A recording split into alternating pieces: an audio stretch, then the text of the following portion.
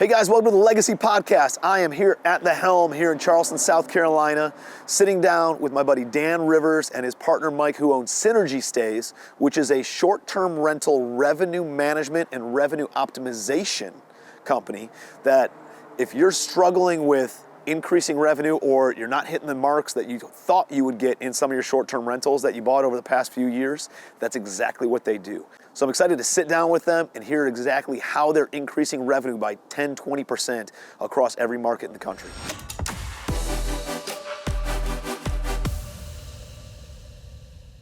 I'm here with Dan and Mike talking about Synergy Stays. So we've been talking about this for several weeks now, or actually a couple months now, and you guys are big in the short-term rental business and saw this huge gap in revenue optimization, right? Like people come in, they buy a short-term rental, and it's not generating what they thought it would generate, like from 2020 numbers and 2021 numbers.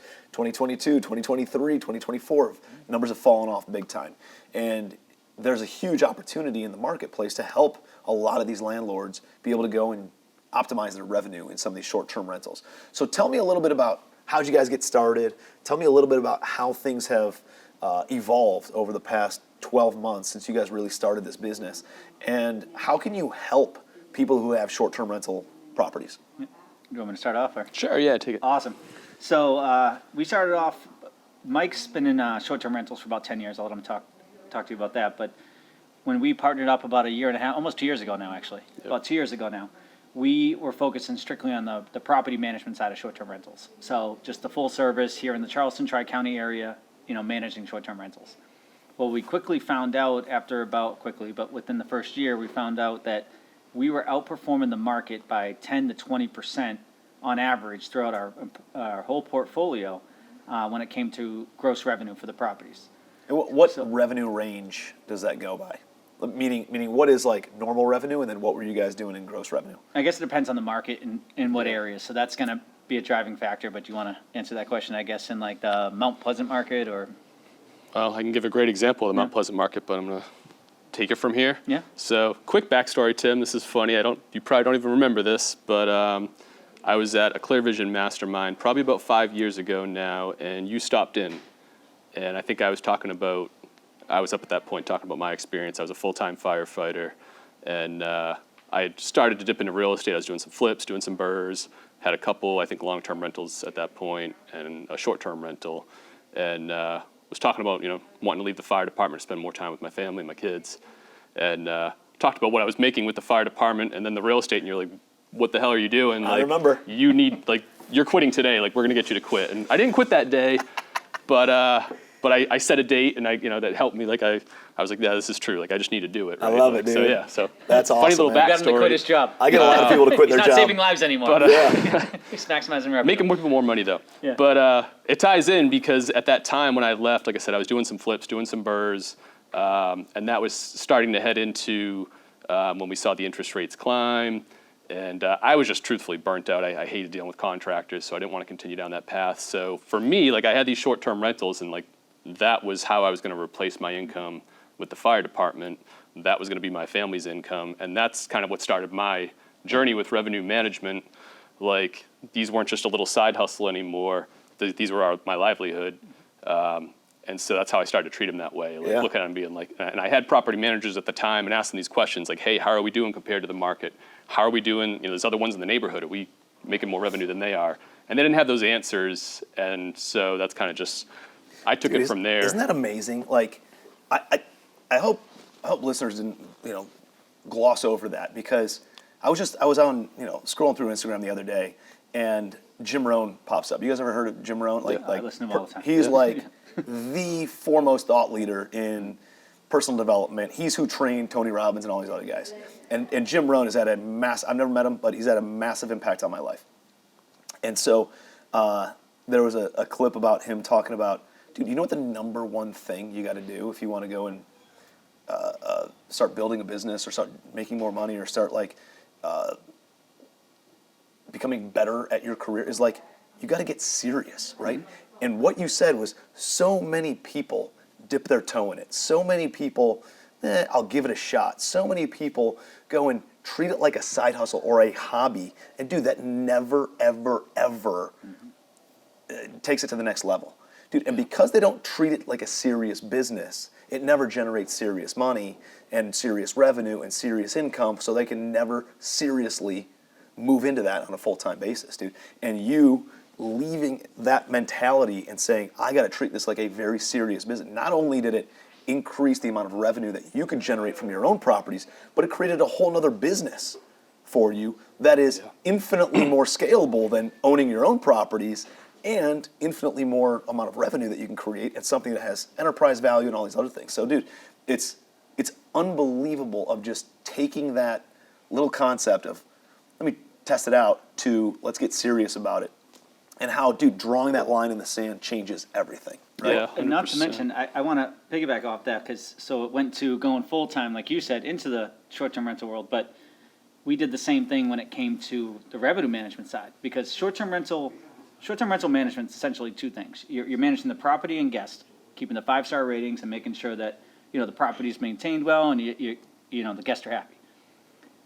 And the kind of forgotten thought of that is the revenue management side of things. It used to be a lot of companies will say, yeah, we do revenue management. They'll do price labs, set it and forget it, maybe a couple little tweaks, but We have that's dynamic pricing, right? yeah, Like, and that's a full-time job to do the revenue management side. Same thing with the guest services side. So we went the step further and said, hey, we're really good at this revenue management side. We understand the revenue management side. And when I say we, I mean this guy's a genius when it comes to this, but really good at the revenue management side of things. So let's go all in on that, because that's truly where people need help right now. As you started off talking about 2020, 2021, you could fall out of bed and make a ton of money on short-term rentals. Yep. Well, now you have to actually put a little effort in and make sure that you are doing everything in your power to be at the top 10% of the market. And that makes a big difference. Well, dude, everybody bought, right, at 2021, 2022 prices Yeah. with Yeah. 2021, 2022 revenue projections, and that's all fallen off a cliff. And so now nobody's cash flowing, or they're not cash flowing as much as they thought they would,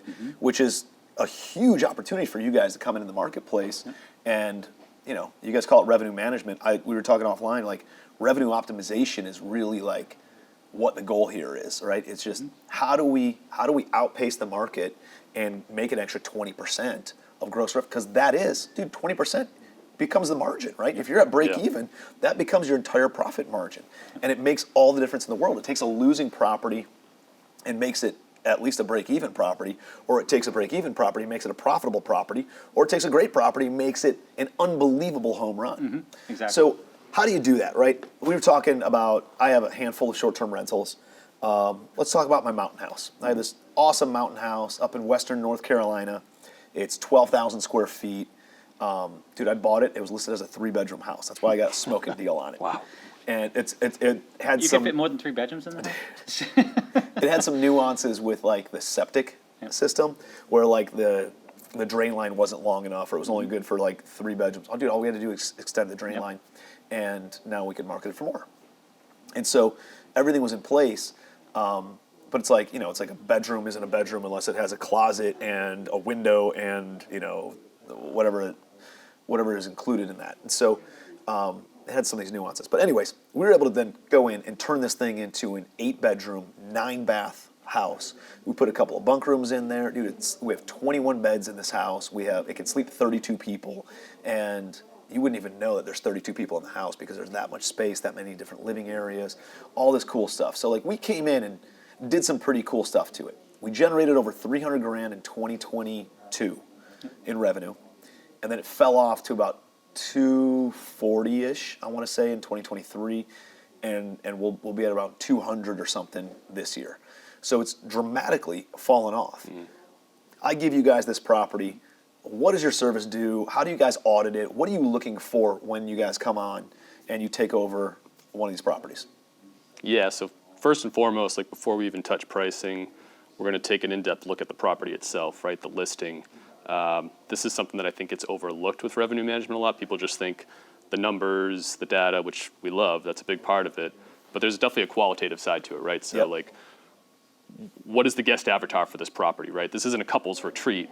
We want to identify who is that guest avatar, because that's how we're going to market to them effectively, right? With our title, with our pictures, with our listing description, with the various amenities that we provide. So we want to do a full audit of that to make sure, like, How do you find that out?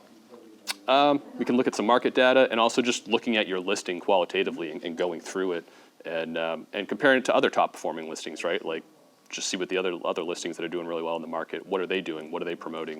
We've also got some neat little tips and tricks now with the AI stuff to be able to grab guest reviews and pull that information out. What are people, really liking about some of the properties that are specific to yours? So we start off with that. I think that makes a big Yeah. a big deal because, the management companies, dude, like their business is just gathering more listings and more properties to manage. And they came in and said, hey, if you do this, this, and this, and this, you'll get great, reviews and great engagement and great bookings because this is what people are looking for. But then they got the listing, right? They got the property managed. Yeah. And they probably haven't looked at it again in 3 years. And so to have you guys come in and actually take a look at it and dissect this thing and audit it on a regular basis is a big deal. Yeah. Yeah. It's basically, it's a 3-step process, and I know you're gonna go in the other 2 in a second, but it's the 3-step process really is it's maximizing the visibility, which is what Mike was just mentioning. And then it's the right price at the right time, which he'll hop into, and then also just your calendar management optimization. So it's like that, those are like the best way to break it down. Those are 3 things that we do. I like that. Some at the beginning and some on a continual basis, and it is a mix between an art and a science. We were talking a little bit about this. Hey, someone can hire you for 3 months, see what you're doing and take it. Yeah, and they do a little bit better, probably better than they're doing, but it's an art and a science that you have to constantly do on a daily, weekly, and monthly basis. Yeah, because in order it's to not a one-time perfect it. service that you It's guys not. offer. It's No. an ongoing monthly service. What is it? $300 a month. Yeah, $300 a month, yeah. So $300 a month, and we'll dive in more into it. But I think just from a pricing standpoint, when I think about that, I think like everybody's tired of these subscription services and the apps and all that stuff. But at the same time, you're like, I think about things kind of weird. I think about things like, all right, well, how many nights do I have to book that house, right? $300 a month is $3,600 a year. That house rents for $2,000 a night in the summertime, right? If I get an extra 2 nights rented, Yep. the entire year Pay for the year. pays for the entire year of the service, right? So now it's like, oh, and by the way, not only did you guys fill a gap for me in, the summertime or summer months or whatever, and get an extra half a week or a weekend booked and paid for itself, but it doesn't rent at all in January, February, March, and you guys come in and start pricing it and getting more dynamic on that side of things, and all of a sudden fill up, 40% of each of those months. It's like, holy smokes, man, it's made a tremendous difference. And that's on a big property, right? What about the small properties? Like if something only generates 40 grand a year, we're talking about 10% of the revenue. But if you look at it from a standpoint of if I got 1 extra week booked or 2 extra weeks booked, the entire year, this thing pays for itself. Yeah. And it's not like a management company where they're looking at it one time and then they set it and forget it. And now they're focused on going and getting more clients. You guys are looking at this on a daily basis, right? Yep. Yeah. I think I'll let Mike nerd out and go with way more of the details and all that stuff, but I will tell you that, things like I've seen on social media, someone will post, it'll be like July, they'll be like, hey, I'm booked for the rest of the year for my short-term rental. And when Mike and I see something like that, we're like, no, you're probably missing out on a lot of, you're not maximizing your revenue. You're missing out on some great opportunities. It's great that your occupancy's up, but there's a balance between your occupancy and your average daily night rate to maximize what's called your RevPAR, your revenue per available room, which is the hotel Yep. term, but we use that same terminology. So like that's where the art and science come in. It's like, great, you maximize the occupancy, but you're probably sacrifice your average daily rate. And it's a balance of both of those. And sometimes people need higher occupancy, sometimes people need to adjust their average daily rate up. They have to adjust it lower. I'll give you a quick, for instance. We have ADU in West Ashley that maxed out it was doing about $30,000 a year. It's just a small studio ADU, unit. additional dwelling unit, Additional like dwelling like unit, a apartment above a garage. Yeah, correct. And it's just a small unit, 350 square feet, 400 square feet, whatever it is.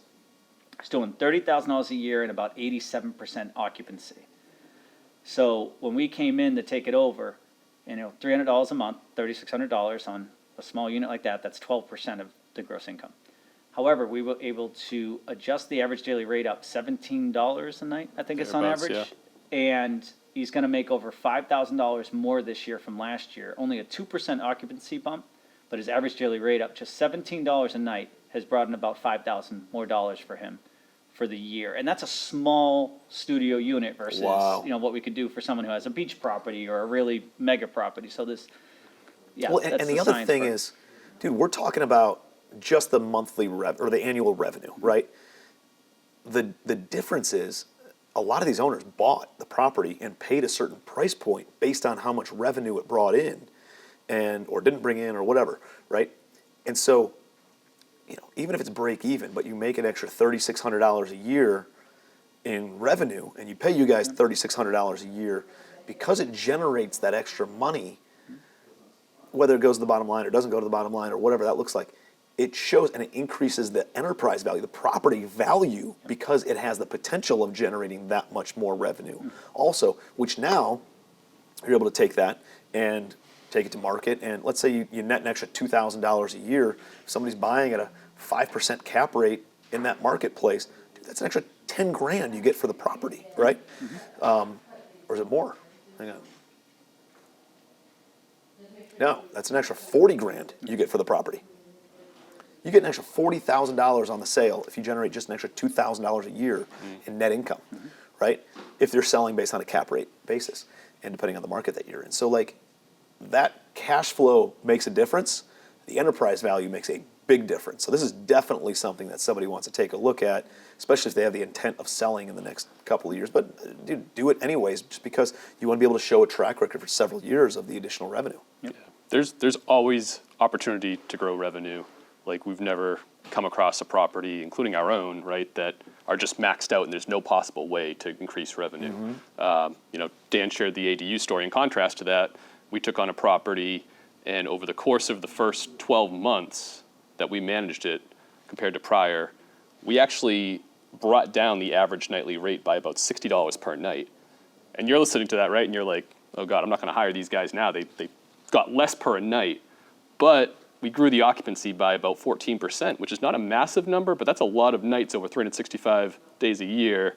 And we increased their overall gross revenue by, I think, almost $30,000 year over year. Wow. So as Dan alluded to, like it's a trade-off, right? And that's, I think, a lot of people, what we've learned and seen in working with a lot of these different clients is, when you're not a revenue manager, you're making so many decisions based on pricing and based on availability and minimum length of stay. It's all emotional, right? You're making emotional decisions about your property. You think this is what your property should book at, or this is what it's worth.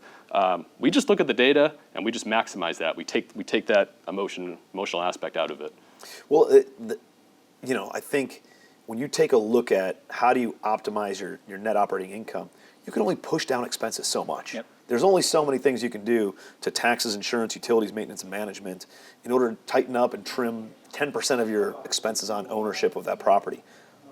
But revenue is a relatively limitless amount, right? Like the sky's the limit on how much you can push revenue and push occupancy and push the rental rate if you're doing it the proper way. And I think everybody's gotten kind of tight and then when they get fearful of the market, they get like constrained, they start cutting costs. What if you took that same amount of energy and just put it into driving more revenue, right? And you can easily offset, and it's a lot more fun to be focused on revenue than it is to be focused on cutting costs, It's an abundance mentality versus a scarcity mentality.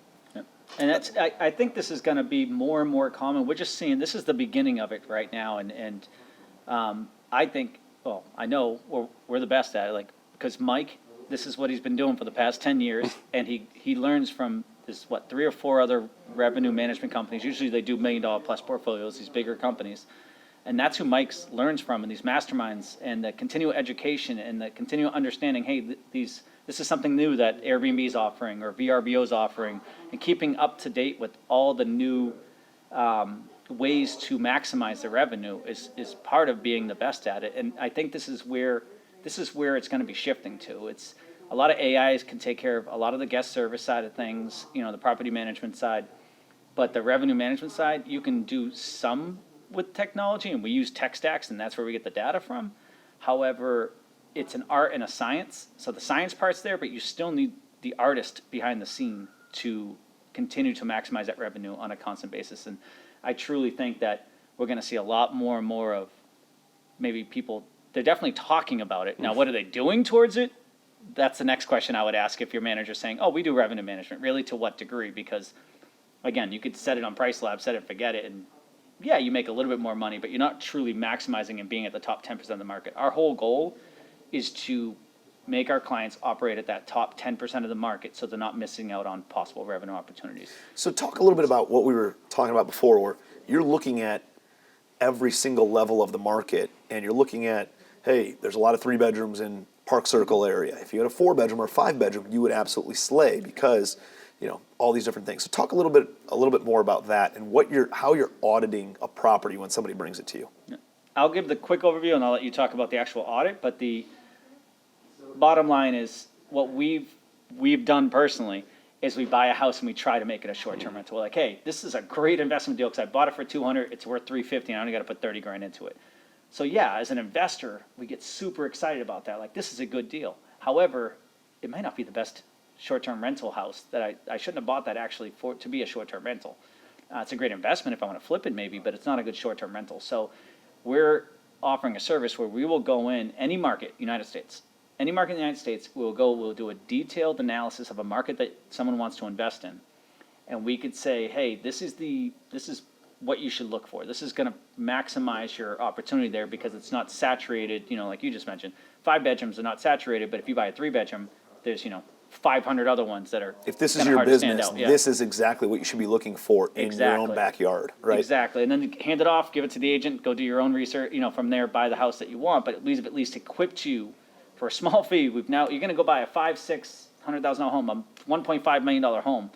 You'd think you want to spend, $1,000 up front just to do a detailed analysis to make sure that you know exactly what you want to target to make sure that you are going to optimize that revenue in that back end.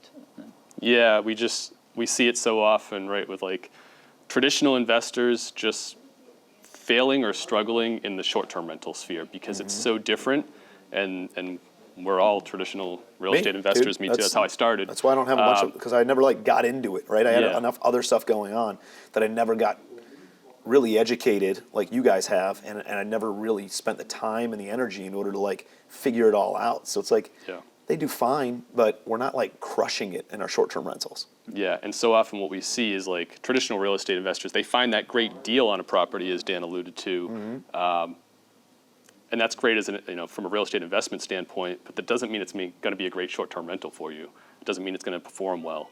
And so we've learned to, when we're looking to acquire new short-term rental properties, right? That's what we're focused on. And the quick kind of story that I tell is we're looking at a mountain market, right? And we've got 2 properties that are both have a ARV of $500K, say, right? One's turnkey already, it's listed at $500K. The other one is a distressed sale, and it can be bought for $300K and fixed up for $100,000, and now it's worth $500, $100,000 equity in it, right? The real estate investor is going to scoop that one up all day long, as opposed to the other one, right? But the savvy short-term rental investor looks at these 2 properties, and let's say they're only a mile apart, but they look at this other turnkey property and say, well, this has mountain views. This is just a walking distance to downtown, which is on the other side. The other property's a mile further away from downtown. We've already, recognized that these are qualities that make this a tier 1 short-term rental property. We know at the end of the day, this property can gross $150,000 a year. This other one can only gross $100,000 a year because we can't, create those views, and we can't create that proximity location to downtown. And so, yes, the real estate investor is going to get $100K equity right off the bat, but the short-term rental investor is going to have that $50K additional cash flow year after year after year. Which, if you keep 20% of it, 30% of that, you're talking about 10, 15 grand a year, again, at a 5 to 10%, or let's call it 7.5% cap rate. Dude, you're talking about an extra, $50 grand, $15,000. You're talking about an extra $700,000 of valuation, right? Because you're generating this additional revenue. It makes a big difference when we talk about that.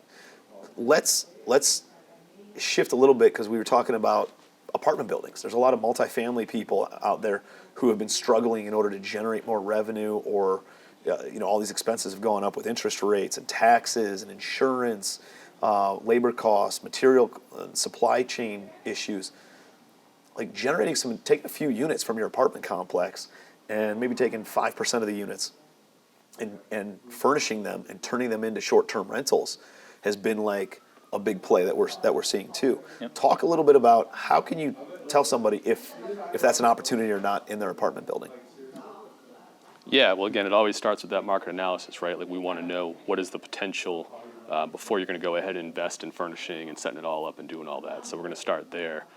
We actually work with a client who has several apartment units that we do the revenue management for, and we're going to tailor that strategy a little bit. We still take those short bookings, but we find that oftentimes we get that 3-week booking, that 1-month booking, maybe a 5-week booking, and yet we're still able to generate significantly more revenue than they would as a long-term rental. Tell me let's talk about that, because we've seen some regulation. I know a good friend of ours owns 60 rentals in a certain community out in California, and they just changed the short-term rental laws. You can no longer short-term rental any properties in that community. He's got 60 of them that were all short-term rentals. Now the least amount he can rent something for is 30 days. And totally changes the game plan, totally changes the amount of cash flow, totally changes his exit strategy on these things. Are there opportunities in midterm rentals for what you guys are doing too? There are. That's definitely not our specialty. So much of what we do and the advantages that we give our clients are based on those vacation travelers or short-term, rental travelers, based on the pricing, based on the nights. But again, we definitely have certain units that just trend more towards longer stays. Interesting. That we're able to capitalize on that. I think there's a niche that we're working on getting into as well, because I know we could perform there. We're working on the back end of it, is boutique hotels. She's got a lot of boutique hotels out there where you have your hotel rates, but if we can add the Airbnb, the VRBO, that short-term rental component to a boutique hotel, you're not worried about the laws or anything because you're already a hotel. And now we can go and help maximize that revenue, because it's not only just your normal website traffic or your hotel traffic. You now have these other short-term rental platforms that we could maximize the revenue. So that's another area that we're excited to. We're talking to a few people who do boutique hotels to start getting into that realm as well, because you have 10, 12, 15 units, even in the areas like in California that get banned. If you can get a boutique hotel, you can now go in there and rent it as a hotel. But use these channels to maximize that revenue. Yeah, if you're relying strictly on a website to book out those types of rooms, you're crazy, right? Like Airbnb is such a driver of traffic. There's so many people looking for those shorter stays. So even though you're that motel hotel format, like you got to be on there. It's awesome. It's awesome.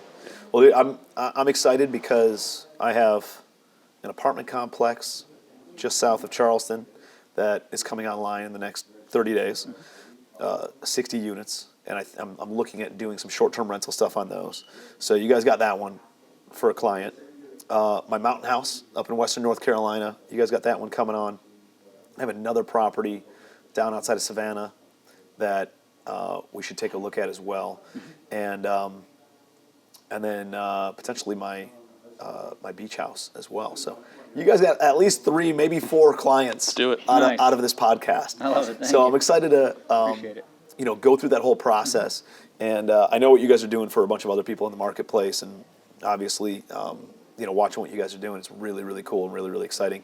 And I've been very focused on how do we help investors increase income, decrease expenses, right? Like that's the name of the game for any of the cash flow investors and people who are buying based on NOI and based on investment purposes. Like that's the play there. And we've all gotten clobbered over the past couple of years where you really need to start evolving. You really need to start paying attention to these things. And again, it goes back to like you can only push down expenses this much, but the revenue side, like if you really start getting creative on midterm rentals, short-term rentals, corporate leases, additional services that you can offer for a lot of these different multifamily properties and residential properties that you might have, dude, it's takes a losing property and makes it a winning property. It takes a good deal, makes it a grand slam. So that's the really exciting part for me is like we can help a lot of investors with what you guys are doing and make a big difference in their portfolio and the impact that they can then make in other people's lives. So appreciate you guys being here. Yeah. Thanks, man. Thank you. Appreciate it. Synergy Stays. You got to go check it out. Where can people find you guys? SynergyStaysLocal.com. SynergyStaysLocal.com. We'll put it all in the show notes, but definitely reach out to Mike and Dan. These guys are the best in the business at increasing and optimizing revenue for your short-term rentals. Hey, appreciate you guys being here. Please like our video. If you have any questions about your short-term rental or your midterm rental or how you can generate more revenue from an annual rental and turn it into a short-term rental, put it in the comment section. I'm happy to connect with these guys, create some more content, make a video specifically for you, answering your questions, so that way we can just keep on delivering as much value as possible. So appreciate you being here. Make sure you subscribe to the Legacy Wealth YouTube channel and share this with anybody you know who might have a short-term rental that's not performing and the way that we always hope our properties perform. And if they're not in the top 10%, they need to be. And this is a great, great way in order to learn the different tricks of the trade in order to get your property performing at the top tiers. So connect with Synergy Stays. These guys are great, great people. And as great as their business is, they're great human beings and just good people to be in business with and continue to grow with too. So appreciate you being here. We'll see you next week on the Legacy Podcast.